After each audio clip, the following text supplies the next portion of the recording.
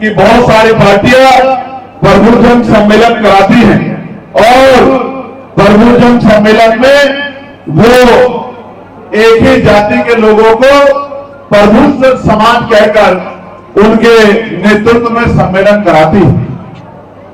ये भारतीय संविधान के आने से पहले तो ठीक था, लेकिन जब से देश में भारतीय संविधान लागू हुआ है, भारतीय संविधान के अनुच्छेद 12 से लेकर 30 तक हमें मौलिक अधिकार दिए गए हैं। उन मौलिक अधिकारों में ये बात स्पष्ट कही गई है कि जाति धर्म के आधार पर किसी के साथ भेदभाव नहीं होगा और जाति धर्म स्थान के आधार पर किसी के साथ जुल्म जाति अन्याय अत्याचार नहीं होगा। कोई छोटा नहीं होगा, कोई बड़ा नहीं होगा, कोई ऊंचा नहीं होगा, कोई नीचा नहीं होगा। सब लोग समान होंगे, सब लोग आगे बढ़ेंगे, सब लोग प्रेम से रहेंगे, सभी को समान अवसर मिलेंगे। तो जो दल ये कहते हैं कि एक ही जाति के लोग प्रबुद्ध होते हैं, वो बाबा साहब अम्बेडकर के संविधान को नहीं मानते। वो मनुस्मृति को मानने वाले लोग हैं, वो मनुस्मृति को मानने वाले दल हैं। मैं मानता हूं और हमारा दल ये मानता है कि देश का किसान, इस देश का नौजवान, इस देश की महिलाएं, इस देश का हक वंचित समाज जो बिल्डिंगें भी बनाता है, खेत में हल भी जोतता है, ट्रैक्टर भी चलाता है, जो खेती भी करता है, जो डॉक्टर, इंजीनियर, आईएएस, आईपीएस, वकील, जज बाबा साहब अम्बेडकर के संविधान से पढ़ लिख कर बना है, वो हर व्यक्ति प्रबुद्धजन है। उस प्रबुद्धजन का सम्मान होना चाहिए, जाति के आधार पर नहीं है, कर्म के आधार पर सम्मान होना चाहिए, व्यक्ति की गरिमा का सम्मान होना चाहिए। इसलिए हम ये मानते हैं कि बाबा साहब अम्बेडकर के संविधान से जो कमजोर वर्गों में से पढ़ लिख कर पुलिस में गया, डॉक्टर बना, पटवारी बना, सेक्रेटरी बना, एडीएम बना, डीएम बना, चीफ सेक्रेटरी बना, एडिशनल सेक्रेटरी बना, डिप्टी सेक्रेटरी बना, जो सीओ बना, एसएचओ बना, दरोगा बना, जो वकील बना, जज बना, जो आईएएस बना, वो सब लोग प्रबुद्धजन है। वो किसान भी प्रबुद्धजन है जो खेत में फसल लगाता है, बीज डालता है और देश का पेट भरता है। तो उनकी व्यक्ति की गरिमा का सम्मान करते हुए उनको अगर हम प्रबुद्धजन नहीं मानते तो हम बाबा साहब अम्बेडकर के संविधान में विश्वास नहीं रखते। तो जब हमने प्रबुद्धजन सम्मेलन शुरू किए तो पहले तो लोगों ने हमारी मजाक बनाई कि बताइए चंद्रशेखर क्या बात कर रहे हैं कि ये दलित, पिछड़े, मुसलमान, आदिवासी, किसान, मजदूर भी प्रबुद्धजन होने लगे हैं। ये तो चंद्रशेखर मूर्खता की बात कर रहे हैं।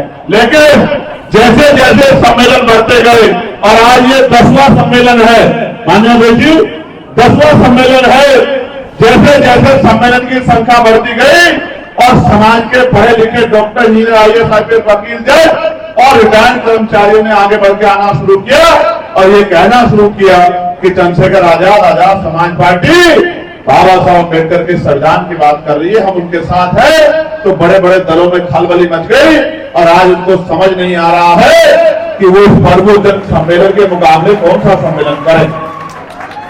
प्यारे साथियों, प्रबुद्धजन सम्मेलन तो चल ही रहे थे, लेकिन अभी कल आजाद समाज पार्टी काशीराम की उत्तर प्रदेश की यूनिट ने मुस्लिम संवाद का कार्यक्रम लखनऊ में करने का काम किया, प्रदेश की राजधानी में करने का काम किया। मैंने पूछा था कि नसीम भाई क्यों नहीं आए, अब्दुल्ला भाई क्यों नहीं आए, तो मुझे प्रदेश अध्यक्ष जी ने बताया कि वो इसलिए नहीं आए क्योंकि कल मऊ के कार्यक्रम के वो लोग देख रेख कर रहे हैं, इसलिए वो लोग नहीं आए।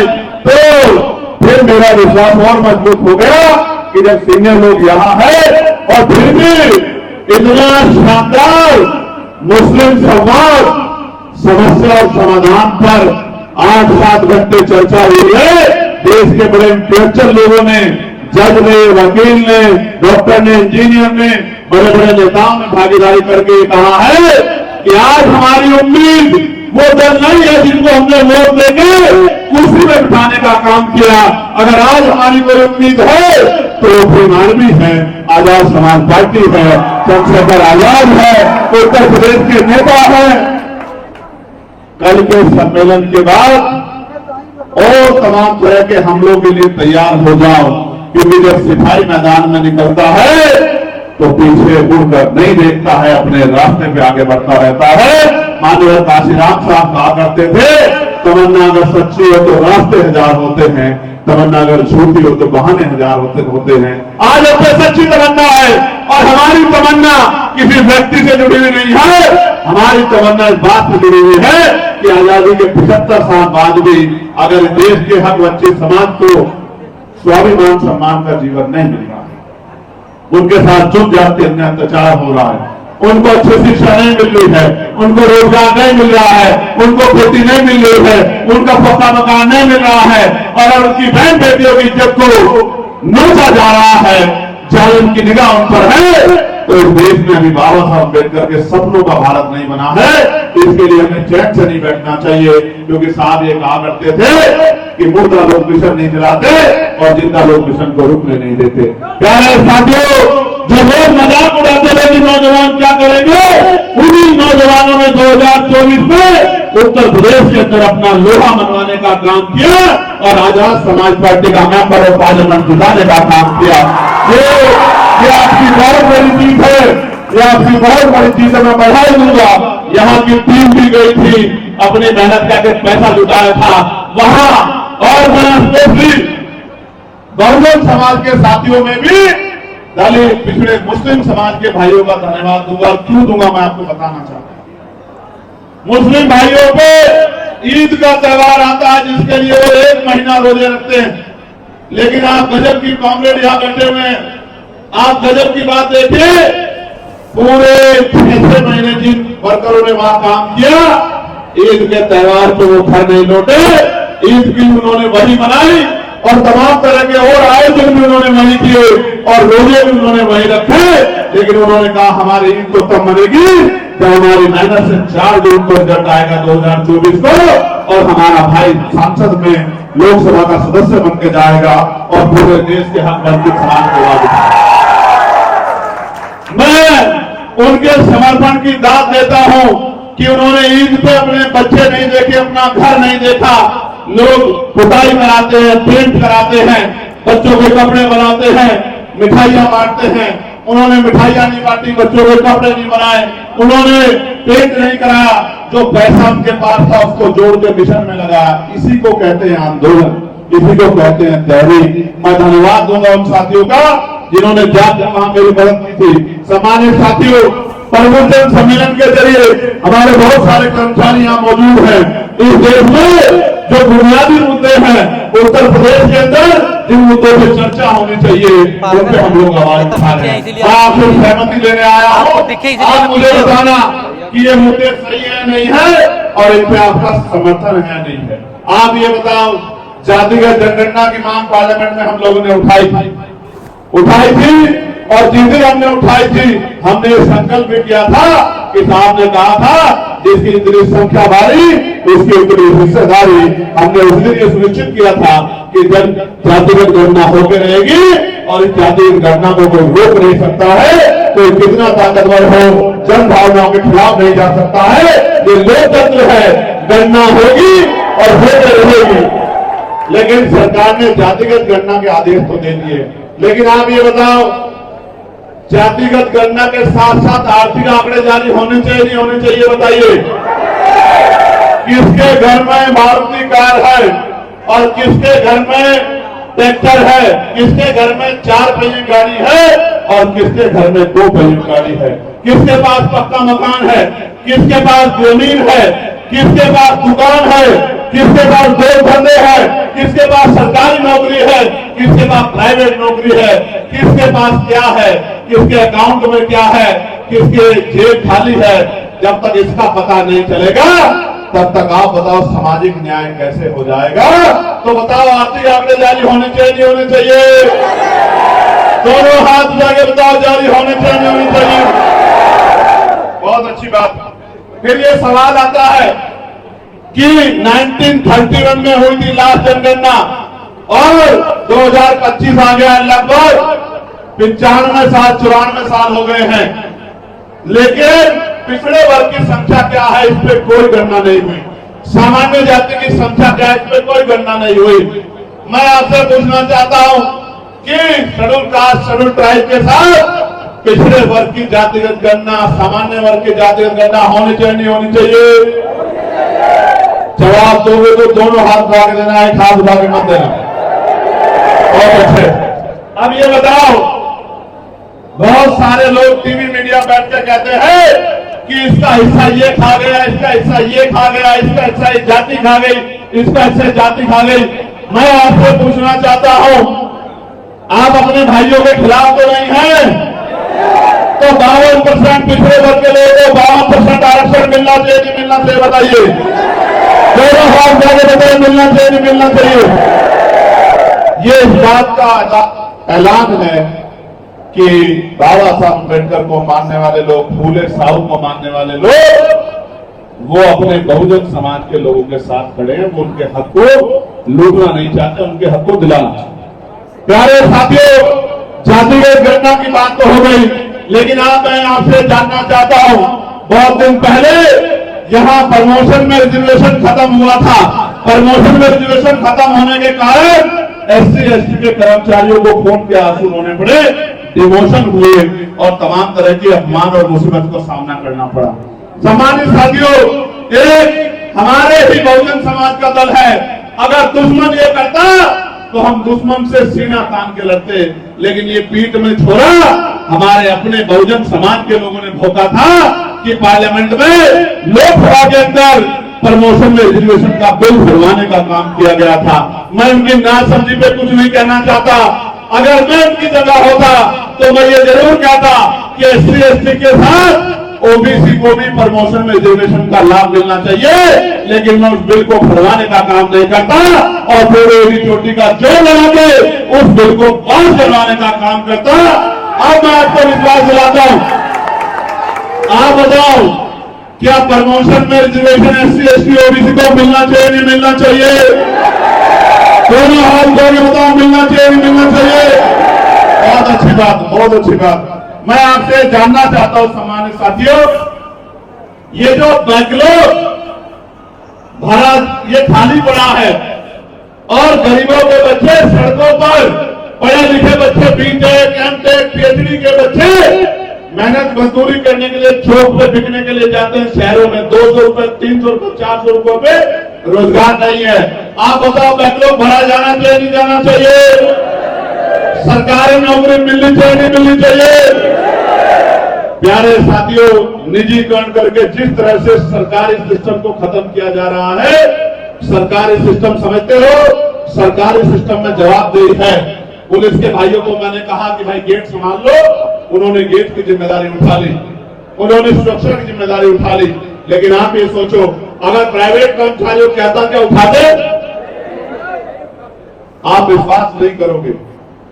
हालांकि पुलिस के साथियों से कई बार, क्योंकि पुलिस सरकार के अधीन है, उत्तर प्रदेश में पुलिस उत्तर प्रदेश सरकार के अधीन है, कई बार ऐसी घटनाएं होती है कि पुलिस के साथियों से नाराजगी होती है। लेकिन मैं आपको सच कह रहा हूं, जब आप जाओगे तो नीचे देखना, आपका कपड़ा पहना हुआ पतला है, उनका कपड़ा पहना हुआ वर्दी का मोटा है। आप देखना पसीने में उनके सारे कपड़े तर होंगे।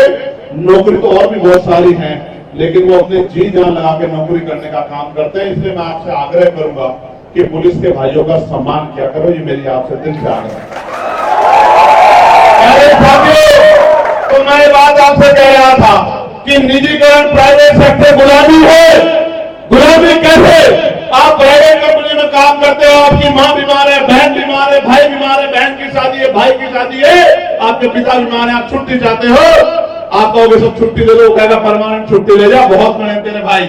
आप कहोगे इंक्रीमेंट बढ़ा कर दो सर, सैलरी बढ़ा दो, कहीं चला जा। आप कहोगे कि सर डेजिग्नेशन बढ़ा दो, बोले कहीं चला जा। सरकारी सिस्टम में प्रमोशन है, नौकरी में छुट्टी की गारंटी है, मेडिकल लीव है, इसलिए कि SC/ST OBC के लोगों को रिजर्वेशन ना देना पड़े। 2 अप्रैल 2018 के बाद दही भी सरकार ने निजीकरण कर करके आरक्षण खत्म करने का काम किया है। मैं आपको पूछना चाहता हूं, क्या जितने डिपार्टमेंट का निजीकरण किया गया है, इसका राष्ट्रीयकरण होना चाहिए नहीं होना चाहिए? होना चाहिए नहीं होना चाहिए? और आपको याद होगा 2% सरकारी नौकरियां है, 98% प्राइवेट सेक्टर है। अगर पार्लियामेंट में प्राइवेट सेक्टर में आरक्षण की मांग का बिल को लेके आया था, तो वो भी आपका भाई चंद्रशेखर आजाद ही लेके आया था। उसके बाद तो तमाम नेता जो है बात करने लगे हैं। अगर पहली बार SC ST OBC को निजी क्षेत्रों में आरक्षण मिले इसकी मांग को लेके आया था, इसका बिल को लेके आया था, तो आप चेक करवा लेना ऑन रिपोर्ट। पार्लियामेंट में आपका अपना सांसद चंद्रशेखर आजाद लेके आया था, बाकी लोगों ने बैठ के तमाशा देखा। प्यारे साथियों, एक और बहुत बड़ी समस्या हमारे आसपास घूम रही है और वो सवाल मेरा आपसे है। मैं आपसे जानना चाहता हूं, जनता की मांग है कि चुनाव EVM से नहीं बैलेट पेपर से होना चाहिए। मैं आपसे पूछना चाहता हूं, आप अगर बैलेट पेपर के समर्थन में हैं तो जब मैं बैलेट पेपर कहूं तो दोनों हाथ उठा लेना, और जब मैं EVM कहूं तो अगर आप समर्थन में नहीं तो हाथ नीचे कर लेना। जबकि मैं तो EVM से जीता हूं, लेकिन आप नहीं जानते, 1.25 महीना रखवाली करवा के वेयर हाउस की तब जीता हूं और सारी फॉर्मेलिटियां पूरी करके फॉर्म 17 से लेके और एक जानकारी जुटा के जीता हूं। क्योंकि मान्यवर काशीराम साहब कहते थे कि बैलेट के साथ साथ बुलेट की तैयारी भी रखने, अपने अधिकार को लूटने नहीं देना, अपने अधिकार को छीनना। तो आप ये बताओ, आप चाहते EVM से चुनाव हो? गलत फहमी मत करो, इसी तरह चल रहा है देश में। अगर EVM से चुनाव चाहते हो तो हाथ खड़े करो।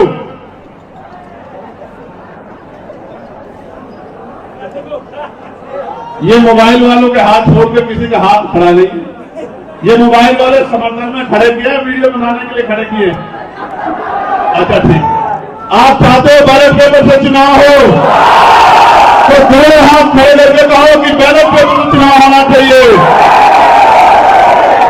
मैं मीडिया के माध्यम से कहूंगा कि वो दिखाएं देश की सरकारों को कि जनता क्या चाहती है। लोकतंत्र का मतलब होता है जनता का शासन। जनता चाहती है कि बैलेट पेपर से चुनाव हो और सरकार कह रही है कि EVM से चुनाव हो। EVM इलेक्ट्रॉनिक वोटिंग मशीन है और जो भी चीज इलेक्ट्रॉनिक है उसमें किसी भी तरह के घपले घोटाले की संभावनाएं हैं।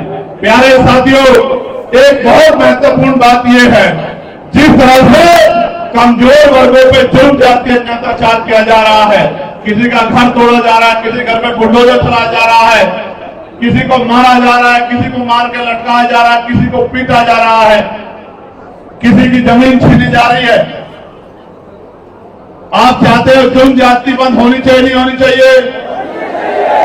दोनों हाथ वाले बताओ, होनी चाहिए, नहीं होनी चाहिए? जो जुल्म जाति कर रहे हैं उन पर सख्त कार्रवाई होनी चाहिए, नहीं होनी चाहिए? बहुत बहुत धन्यवाद। लेकिन आप सुनो, सख्त कार्रवाई कराएगा कौन? अन्याय अत्याचार करने वाले तो सरकार के अपने लोग हैं। अच्छा, मीडिया भी नीले साफे में। अच्छा, तो ये जुल्म जाति तो तभी रुकेगी जब इस निरंकुश सत्ता को आप पलट के और अपने लोगों को कुर्सी पर बिठाएं। प्यारे साथियों, मैं तो देश भर में घूमता हूं। अभी आपको याद होगा मैं प्रयागराज आया था, याद है नहीं याद है? कौशाम्बी में हमारे पाक समाज की बेटी के साथ जो अन्याय हुआ, उसके परिवार ने मुझसे कहा कि आपको आना चाहिए। मैं जब जाने लगा मुझे रोक लिया गया और करछना में हमारे लोगों पे जिस तरह साजिश करके सरकार के इशारे पे पुलिस के साथ वहां के क्षेत्रीय लोगों ने मिलकर हमारी मोटरसाइकिलों को तोड़ा, हमारी गाड़ियों को तोड़ा, हमारी मोटरसाइकिलों को जला, जिसकी वीडियो भी मैंने उपलब्ध कराई और फिर हमारे निर्दोष लोगों को जेल में डालने का काम किया। और फिर मुझे बड़ी तकलीफ के साथ कहना पड़ेगा, मैं इस दर्द को भूलूंगा नहीं कि जिस तरह से मेरे भाइयों के कान पकड़वा के पूरे बहुजन समाज को पानित करने का काम थाने में किया गया, इस दर्द को हम लोग भूलेंगे नहीं। समय आने दीजिए, सूद समय इसका एहसास किया जाएगा। मेरे बाबा साहब अम्बेडकर ने कहा था, आदमी भूखा रह सकता है लेकिन अपमानित होकर नहीं रह सकता। जिन भाइयों के मन में ये इच्छा थी कि हमारा भाई चल के आएगा, हमारी लड़ाई लड़ेगा, उनको साजिश करके जेल में भेजने का काम किया। लेकिन हालांकि आप जानते हो कि हमने सुप्रीम कोर्ट से लेके हाई कोर्ट और डिस्ट्रिक्ट कोर्ट के जजों का 25 लोगों का पैनल मिला के और हमारे नेताओं ने घर घर जाके लोगों को ये विश्वास दिलाने का काम किया। और हमारी पूरी टीम लगी हुई है कि हम एक भी आदमी को बहुत दिनों तक जेल में नहीं रहने देंगे, सब लोगों को जेल से बाहर निकाल के लेके आएंगे, उनके घरों तक पहुंचाने का काम करेंगे और उनका एक पैसा खर्च नहीं होने देंगे। इसकी जिम्मेदारी आजाद समाज पार्टी काशीराम भीमाल ने उठाई। प्यारे साथियों, देश में क्या चल रहा है ये तो अलग बात है, लेकिन कुछ आवश्यक बात मैं आपको बताना चाहता हूं। मीडिया के साथी भी मौजूद हैं। बलिया जिले के नरई थाना क्षेत्र में एक दर्दनाक घटना सामने आई, जहां 12 साल के दलित समाज की बच्ची को रेप करके उसको फांसी पे लटका दिया गया। जब ये घटनाएं सुनता हूं तो मुझे बड़ी अंदर तक पीड़ा होती है, लेकिन मेरे भाइयों अभी मेरे हाथ में वो ताकत नहीं है कि मेरे हाथ में भी वो ताकत नहीं है कि मैं जिन अपराधियों ने किया उन अपराधियों को उनके अपराध की सख्त सजा दिला सकूं, ये मेरे हाथ में नहीं। उनको उनकी सही जगह पहुंचा सकूं, ये ताकत मेरे हाथ में नहीं। लेकिन मैं ये भी बताना चाहता हूं कि उत्तर प्रदेश की कानून व्यवस्था का यह हाल है जहां 12 साल की बच्चियां भी सेफ नहीं है और मुख्यमंत्री बड़े बड़े वादे करते हैं, मंचों पे बड़े बड़े भाषण देते हैं। अभी यहां बाराबंकी में आपने सुना होगा, एक शेड्यूल कास्ट का बच्चा जो अपने परिवार के साथ गया था जल चढ़ाने के लिए, मंदिर में उसको किस तरह पीटा गया, ये भी आपने वीडियो जो है कल से आपने सोशल मीडिया के माध्यम से देखा होगा। आपने देखा होगा इटावा में व्यासपीठ पे बैठने पर, भागवत कथा कहने पर किस तरह यादव समाज के लोगों की चोटी काटी गई। उनको मूत्र से क्या किया, शुद्धिकरण किया गया। और ये सिर्फ यादव समाज के लोगों के साथ नहीं हुआ, ये साहू समाज के लोगों के साथ भी हुआ, ये कुर्मी समाज के लोगों के साथ भी हुआ, ये और भी लोधी समाज के कथावाचकों के साथ भी हुआ। मध्य प्रदेश में मैंने अपनी आंखों से देखा है, क्योंकि मैं तो तमाम जगह लड़ाई लड़ता हूं। लेकिन प्यारे साथियों, आप ये भूल सकते हो कि आप शूद्र नहीं हो, लेकिन इस देश की व्यवस्था ये नहीं भूलती कि इस देश का SC ST OBC शूद्र है, हक वंचित समाज है। आप अपने आप को अपने भाइयों से ऊंचा नीचा समझ सकते हो और उनके साथ ही लड़ सकते हो, उनके अधिकारों को लुटवा सकते हो, लेकिन व्यवस्था आज भी इस बात के साथ खड़ी है कि अगर कोई पिछड़े समाज का व्यक्ति व्यासपीठ पर बैठ जाएगा तो उसकी चोटियां काट के उसको मूत्र विसर्जन से उसका शुद्धिकरण होना चाहिए। ये बात आपके लिए एक आईना है कि आपको समझ आए कि आपको आपका अपना कौन है और आपका पराया कौन है, आपको किसके साथ रहना चाहिए और किन कर्मों को करना चाहिए। आपके लिए बहुत बड़ा उदाहरण है। प्यारे साथियों, मैं आपसे ये भी जिक्र करूंगा कि उत्तर प्रदेश में स्कूल का मर्जीकरण चल रहा। जैसे आपको याद होगा, प्रधानमंत्री जी ने कहा कि भाई जो अमीर लोग हैं वो गैस की सब्सिडी को छोड़ दे, जिससे गरीबों को गैस की सुविधा मिल जाए। इसी तरह से स्कूलों का मर्जीकरण किया जा रहा है। ये शिक्षा के अधिकार में हमला, ये बाबा साहब अम्बेडकर के विचार पे हमला है। बाबा साहब अम्बेडकर का अपमान तभी नहीं होता जब उनकी मूर्ति तोड़ दी जाती है, उनके बारे में अब सब कहे जाते हैं। जब बाबा साहब अम्बेडकर के द्वारा बनाए गए संविधान के, उनके लक्ष्य के, उनके उद्देश्य के, उनके विचारों पर जब हमला होता है, उस संविधान का वोलेशन होता है, तो ये भी बाबा साहब के ऊपर हमला होता है। बाबा साहब ने तो पहली लाइन से कहा शिक्षित बनो। आप मुझे बताओ, सरकारी स्कूल में किसके बच्चे पढ़ते हैं? अमीरों के, गरीबों के? तो गरीबों के बच्चे जहां पढ़ते हैं वो स्कूलों को बंद कर रहे हो। अमीर तो अपने बच्चों को प्राइवेट स्कूल में पढ़ा लेंगे, लेकिन गरीब अपने बच्चों को कहां पढ़ाएंगे? 3 किलोमीटर 4 किलोमीटर गरीब अपना बच्चा लेके नहीं जा पाएगा। और जब गरीब का बच्चा पढ़ेगा नहीं तो आगे कैसे बढ़ेगा। आप पुनः मनुस्मृति लागू करना चाहते हैं, मैं आपको कुछ आंकड़े बताता हूं, आप महसूस करके देखो। टीचर विरोध कर रहे हैं, बच्चे विरोध कर रहे हैं, सरकार को फर्क नहीं पड़ रहा।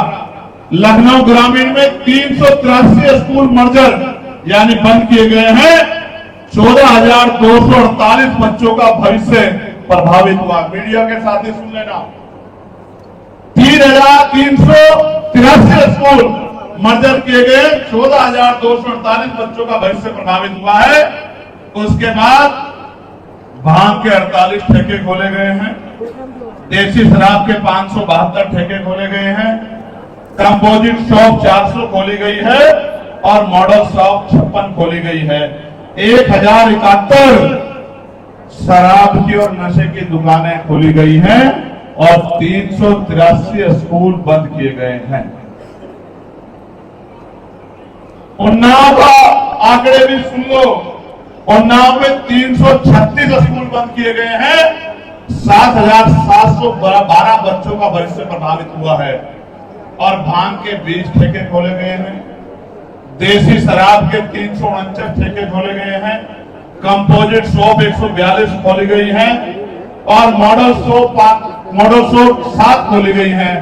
टोटल 578 नशे की दुकानें खोली गई। आप मुझे बताओ, आप चेक करा के देख लेना, एक भी नशे की दुकान बिजनेसमैन, पैसे वालों, पूंजीपतियों के मोहल्ले में बस्तियों में नहीं होंगी। ये सारी नशे की दुकान गरीबों की बस्तियों में होंगी। तो गरीब का बच्चा स्कूल में ना पढ़े, गरीब का बच्चा इस नशे की आड़ में आके और इतना मानसिक शारीरिक रूप से कमजोर हो जाए कि वो अपने और अपने समाज, अपने परिवार का ख्याल ना रख पाए।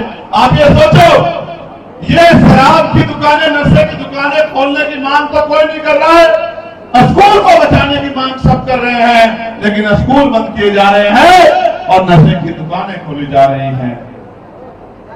क्या नशे की दुकानों को बढ़ावा देने वाली सरकार गरीबों की हितैषी हो सकती है क्या? किसानों की आमदनी दुगनी करने वाली सरकार, सबसे ज्यादा किसानों ने सुसाइड अगर किया है तो इसी सरकार के कार्यकाल में किया है, उत्तर प्रदेश की सरकार के कार्यकाल में किया है। अगर DAP पे उसकी जो है उसका वजन कम हुआ है, दाम बढ़े हैं, सब्सिडी कम हुई थी सरकार के, उसमें लाइन लगी है, लोगों की जान गई, सरकार किसमें हुई है। यूरिया पे अगर दाम बढ़े हैं, वजन कम हुआ है, लाइन लगी है, 4 बजे से लाइन लगी है और अब तो आधार कार्ड के लिए भी सुबह 4-4 बजे से जो है संशोधन की लाइन लगती है। ये लाइन में लगाने वाली सरकार है। ये लाइन से निकाल के, ये गरीबी से निकाल के विकास की तरफ ले जाने वाली सरकार नहीं है।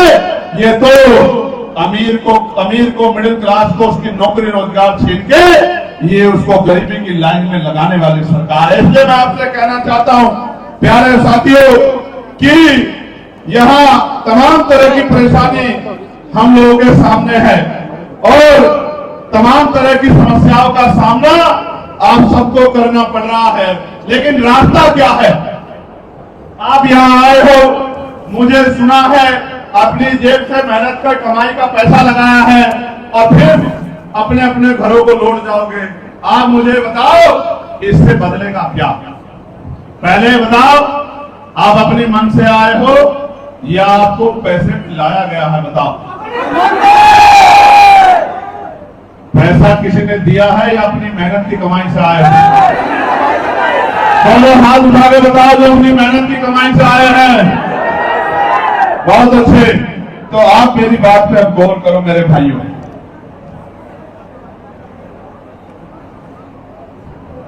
आप मेरी बात पे गौर करो। ये बात मैं आपसे इसलिए कह रहा हूं कि आपको समझ आना चाहिए कि हमें काम क्या करना है। मैं सवाल करूंगा, आप जवाब देते रहना। स्कूल कहां बनेंगे कौन तय करता है? कौन तय करता है? हॉस्पिटल कहां बनेंगे कौन तय करता है? यूनिवर्सिटी कहां बनेगी कौन तय करता है? एयरपोर्ट कहां बनेंगे कौन तय करता है? मेडिकल कॉलेज कहां बनेंगे कौन तय करता है? इंडस्ट्रियल एरिया कहां लगेगा कौन तय करता है? पेट्रोल के दाम कौन तय करता है? डीजल के दाम कौन तय करता है? बैंक लोग भरने का काम किसका है? निजीकरण रोकने का काम किसका है? नई नौकरी देने का काम किसका है? जिसके पास जमीन नहीं जमीन देने का काम किसका है? महिलाओं को रोजगार देने का काम किसका है? जिन पे राजस्थान में इनको घर देने का काम किसका है? न्याय दिलाने का काम किसका है? किस क्षेत्र में सड़क बनेगी, नाली बनेगी, बिजली के लिए पावर हाउस लगेंगे, बिजली के दाम क्या होंगे, पानी के दाम क्या होंगे, ये कौन तय करता है? अच्छी एजुकेशन मिलेगी उसकी कीमत क्या होगी, कौन तय करता है? अच्छा इलाज मिलेगा, उसकी कीमत क्या होगी, कौन तय करता है? डॉक्टर होंगे नहीं होंगे, कौन तय करता है? दवाइयां मिलेंगी मिलेंगी, कौन तय करता है? किसानों की फसल को उनका दाम मिलेगा नहीं मिलेगा, कौन तय करता है?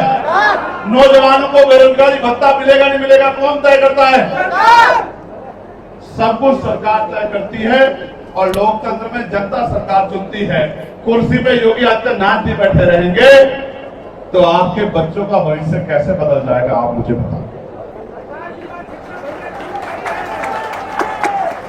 देखो, एक बात यहां से आई है कि सरकार की मानसिकता ठीक नहीं है, मैं इस बात से सहमत नहीं। जो सरकार उत्तर प्रदेश में है उस सरकार के पीछे एक विचार है और जिस आंदोलन को हम लोग चला रहे हैं उसके पीछे भी एक विचार है। उस सरकार के पीछे एक विचार है कि पूंजीपतियों को आगे बढ़ाना है, देश में पुनः मनुस्मृति का राज लाना। उसके पीछे विचार है कि सारी इकोनॉमी को चंद लोगों को लाके छोड़ना है और बाकी सब लोगों को लेबर क्लास बनाना है। और हमारे पास क्या विचार है कि हर व्यक्ति को स्वाभिमान सम्मान का जीवन दिलाना है, हर व्यक्ति को इज्जत का जीवन दिलाना है, सबके लिए शिक्षा आसान बनानी है, सबके लिए अस्पताल आसान बनाने हैं, सबके लिए रोजगार घरों तक पहुंचाने हैं, समता समानता बंधुत्व भाईचारे का मानवता का राज स्थापित करना है। वो अपने विचार पे काम कर रहे हैं और हम अपने विचार पे काम कर रहे हैं। जब कुर्सी पे वो बैठेंगे तो उनका विचार आगे बढ़ेगा और जब कुर्सी पे आप लोग बैठोगे तो आपका विचार आगे बढ़ेगा। इसलिए मैं आपको पूछना चाहता हूं, आप इतनी बड़ी संख्या में यहाँ आए हो, अगर यहां से जाके मेरी बात पे पहरा नहीं दोगे, काम नहीं करोगे तो फिर बताओ कि आगे का रास्ता आसान कैसे हो पाएगा। मैं आपसे कुछ मांगना चाहता हूं, बताओ मांगू क्या? पानी दे दो।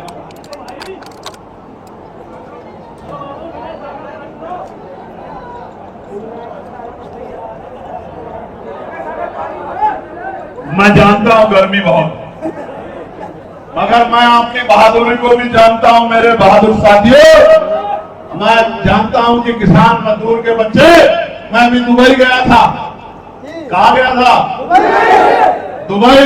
सोने जैसी दुबई बनाई किसने? 35 लाख भारतीय मजदूर है वहां। कितने? 35 लाख। 45-50 डिग्री टेम्परेचर में गर्म हवा, धूप से भी खतरनाक, और भारत का मजदूर अपने खून पसीने से वो बड़ी बड़ी बिल्डिंग बनाता है। और मैं आपको कहना नहीं चाहता था, बलिया के लोग मुझे वहां मिले, गोरखपुर के लोग वहां मुझे मिले, गाजीपुर के लोग वहां मुझे मिले, मऊ के लोग वहां मुझे मिले, बिहार के लोग वहां मुझे मिले। और अगर ये सरकार अच्छी होती और रोजगार देती तो वहां उस गर्मी में मरने के लिए भारतीय लोगों को नहीं जाना पड़ता। मेरी बात को आप याद रखें। तो मैं आपसे मांगना चाहता हूं, मैं देखता हूं कि आप मोटरसाइकिलों पे दौड़ते हो, मैं देखता हूं आप झंडा उठाते हो, मैं देखता हूं कि आप मेरी आवाज पे पहरा देते हो, लेकिन सच में अगर इस आंदोलन को कामयाब करना चाहते, क्योंकि मैं ज्यादा कुछ नहीं कर रहा हूं, मैं महापुरुषों के रुके हुए काम को आगे बढ़ाने का प्रयास कर रहा हूं, आपसे मदद मांगने आया हूं। तो मैं आपसे ये पूछना चाहता हूं, क्या आप इस आंदोलन में हमारी मदद करोगे नहीं करोगे? तो करना ये है मेरे साथियों, घर से निकलना है, सबसे पहले अपना गांव तैयार करना है। गांव में घर घर जाके महापुरुष जितने मैंने बताए हैं उन महापुरुषों को पढ़ना, उन महापुरुषों को पढ़ना है और उन महापुरुषों को पढ़ाना है। बहनों को, माओं को, दादियों को, चाचा को, ताऊ को, बच्चों को, महापुरुषों को पढ़ाना है, भाईचारा बनाना है। अस्तित्व तब बचेगा जब हकवंचित समाज में भाईचारा बनेगा, छोटी छोटी स्वार्थों को, लड़ाइयों को पीछे हटाना है और अपनी मुट्ठी को ताकतवर बनाना है। और लोकतंत्र में लाठी डंडों तलवारों से राज नहीं बदलता, बंदूकों भालों से राज नहीं बदलता। संवैधानिक तरीका है, जिनका वोट होगा उनका राज होगा। माननीय काशीराम साहब ने नारा दिया था कि वोट हमारा, राज तुम्हारा, नहीं चलेगा, नहीं चलेगा। मैं आज आपसे पूछना चाहता हूं कि आपके वोट पे हाथ किसका बैठता है? आप अपने दिल से बताइए। उसका जिसने 16 महीने जेल में बिताई हो, वो उसका जिसने दिल्ली की सड़कों को आपके स्वाभिमान के लिए नीला कर दिया उसका, या जिसे तिहाड़ में तिहाड़ के उन काल कोठरियों में 2 बार कई महीने जेल काटी उसका, या जिसकी पीठ पे जितनी शरीर में हड्डियां नहीं उतनी लाठियां खाई हो उसका, या उसका जिसके पैरों के नखून तक खींच ले गए हो, और जब इससे भी दिल नहीं भरा तो 4 गोली मार के उसकी हत्या करने का प्रयास किया गया हो। आप अपने मन से बताओ कि आज यहाँ आंदोलन कौन चला रहा है और समाज को धोखा कौन दे रहा है? आपकी आंखें खुली भी है।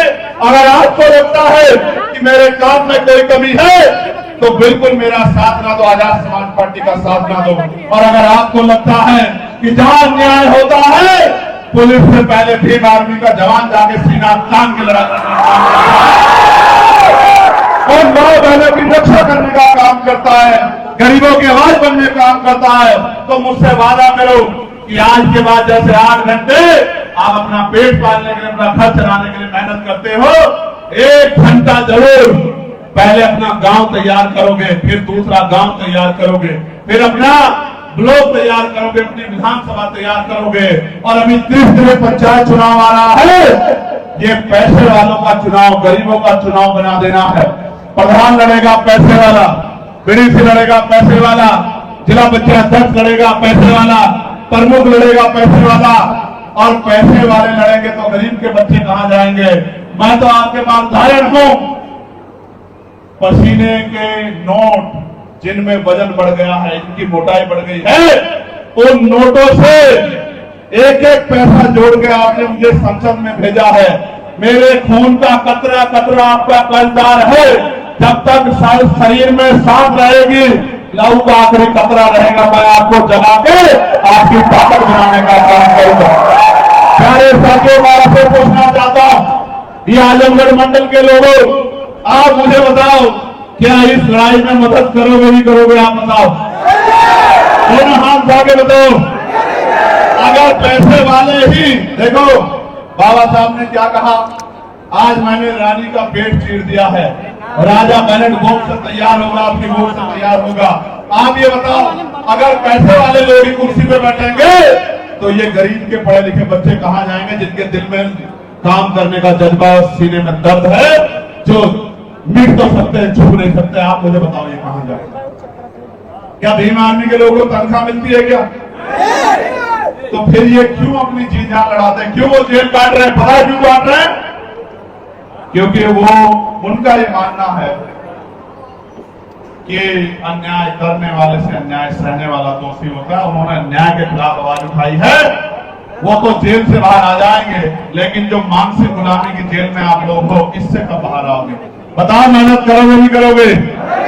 घर से निकल के काम करोगे नहीं करोगे?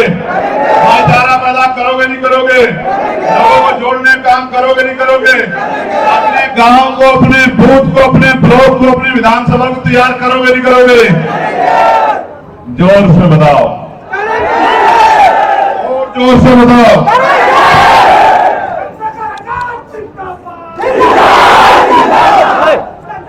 अगर मेरे प्यारों, अगर जिंदाबाद के नारे से, अगर जिंदाबाद के नारों से आपकी ताकत बन जाती, तो मैं आपके जिंदाबाद के नारे आपसे भी ताकत बन।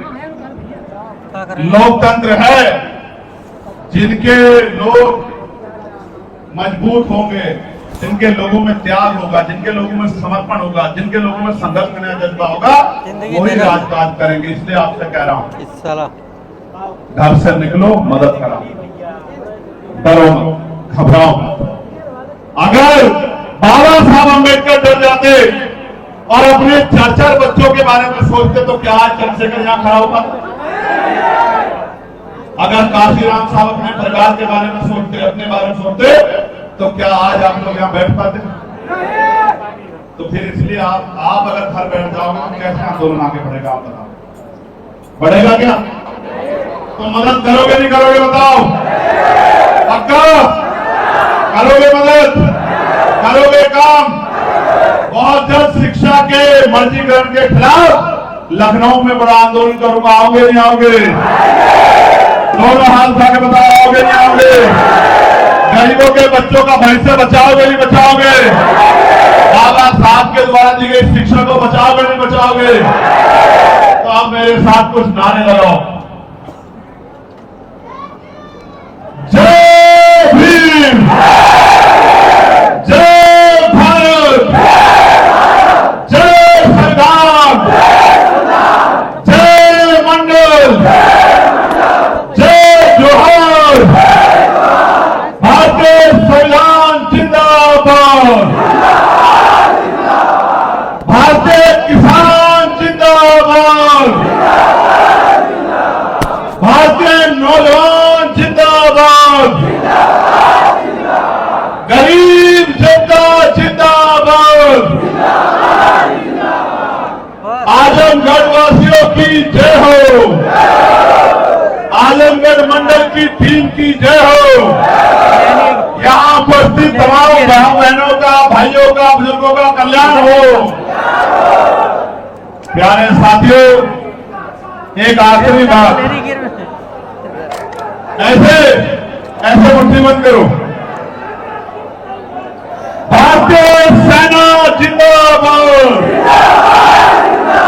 हमारे अर्धसैनिक बल जिंदाबाद, हमारी पुलिस जिंदाबाद। आप सुनो, कान से सुनो, पीआरडी के जवानों के लिए, होमगार्ड भाइयों के लिए, बहनों के लिए, आशा आंगनबाड़ी बहनों के लिए, भोजन माताओं के लिए, ग्राम पंचायत सेवकों के लिए, रोजगार सेवकों के लिए, पुलिस के जवानों के लिए अगर किसी ने पार्लियामेंट में आवाज उठाई है, चाहे उनके वेतन का मामला हो, बॉर्डर स्कीम हटाने का मामला हो, या उनको सप्ताह में छुट्टी मिले, या उनकी वेतन विसंगतियां दूर हो, या उनको जो है उनके बच्चों को अच्छी शिक्षा मिले, ये मांग भी पार्लियामेंट में अगर किसी ने उठाने का काम किया तो किसने किया है? जगत गुरु सदगुरु रविदास जी महाराज के जयंती की छुट्टी करवाने का काम किसने किया? याद है नहीं याद है? बहुत बहुत धन्यवाद। जय भीम, जय भारत।